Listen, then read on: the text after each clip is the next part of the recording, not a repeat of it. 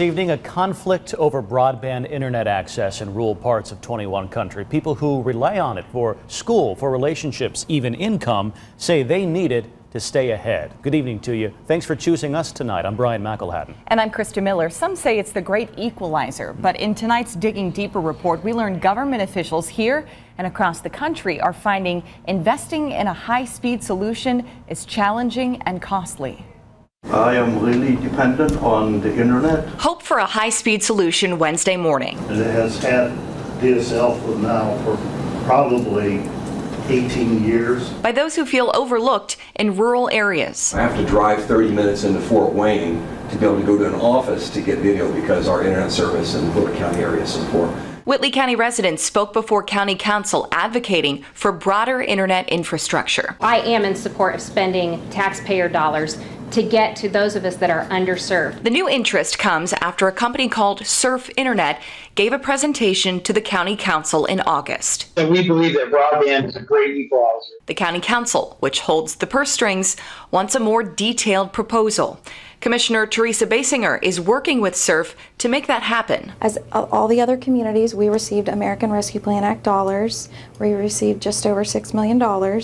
There are about 5 categories you can spend those funds on. One of those categories is broadband internet. Whitley County, unfortunately, we have a much lower population, so we don't have as many providers that are willing to come here. We even have some of my constituents that still have dial-up internet. The process won't be cheap. Surf is seeking $1.7 million from Whitley County to provide high-speed internet to more than 750 rural homes. CEO Gene Crusie says connecting to the average city home is $1,300. For a home out in the county, you're looking at over $6,000. Building broadband is expensive. If we don't do it now, whoever will? I think about broadband as a utility, and it's now a necessity. People need fiber optic broadband. I think about it like a road. Like when you build a road, you don't always think about the return on investment. You think about what the road does for the community. And broadband is similar in that it delivers a capability to the community that allows them to improve their lifestyle. Whitley County Sheriff Marcus Gatton spoke against using government funds. If they could provide it for the whole county, I could see it, but we're only going to touch 700 and some residents of 30,000 residents in Whitley County. Just my opinion, it's your guys' vote, but the money invested is not a good return. Council members listened to all comments.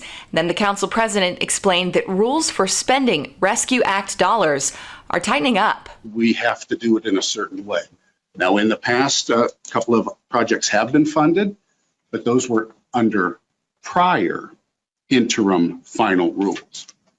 And the rules have continued to change. At this point, we are behind other counties in the region.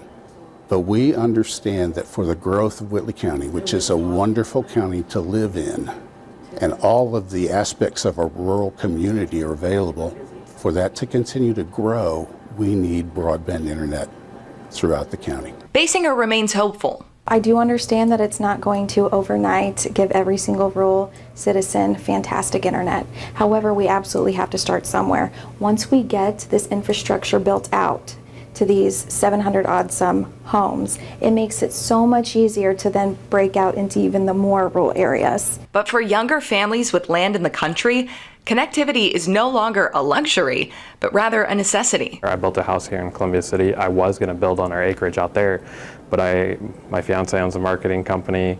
My son has e-learning. I'm in ISP. It's not feasible. Yes, I had acreage out there. Yes, we had family land, but as much as I'd love to have that acreage and build on it, our everyday lives are truly based around internet. So what's the next step? The county commissioners will have to submit a detailed ordinance. They expect to do that in October. The county council would then have to approve the funding.